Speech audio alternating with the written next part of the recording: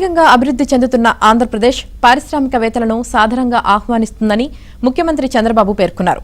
2047 నాటికి ఏపీ 2 ట్రిలియన్ల ఆర్థిక వ్యవస్థగా మారేందుకు ప్రణాళికలు రూపొందించామన్నారు. ఢిల్లీలో జరిగిన సిఐఐ వార్షిక వ్యాపార సదస్సులో సీఎం మాట్లాడారు.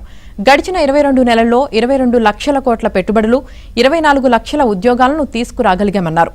భారత గ్రీన్ ఎనర్జీలో లక్ష్యంలో భాగంగా 160 గిగావాట్లను ఏపీలోనే ఉత్పత్తి చేసేలా ప్రణాళికలు రచిస్తున్నామని తెలిపారు. ప్రధానమంత్రి నరేంద్ర మోదీ సారథ్యంలో భారతదేశంలో పురోగతి నిరాఘాటంగా ఎవరూ అడ్డుకోని విధంగా సాగుతుందన్నారు.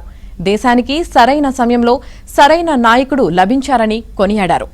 ప్రస్తుత అంతర్జాతీయ సవాళ్లను ఎదుర్కోవడానికి మోదీ హైదరాబాద్లో సూచించిన కీలక చర్యలను అందరూ పాటించాలన్నారు.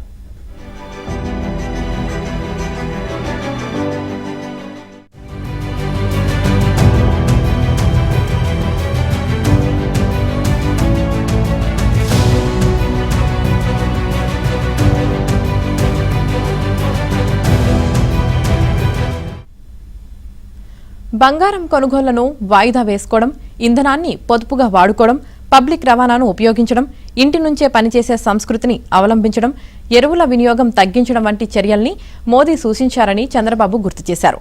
విదేశీ నిల్వలను పటిష్టం చేసే ఆ సూచనలకు ఆయన మిషన్కు అనుగుణంగా ప్రతి ఒక్కరూ నడవాలన్నారు. దీనివల్ల వనరులను కాపాడుకోవడమే కాక స్వయం సమృద్ధి సాధించగలం. మోదీ నేతృత్వంలో దేశం అగ్రస్థానానికి చేరుకోవడం, అంతర్జాతీయ శక్తిగా మారడం ఖాయమని చెప్పారు. ప్రతి సవాలును అవకాశంగా మార్చుకోవడమే ధ్యేయమని తెలిపారు. యుద్ధంలో నేరుగా పాల్గొనని వారు కూడా దాని పర్యవసానాలను ఎదుర్కోవాల్సి వస్తుందని తెలిపారు.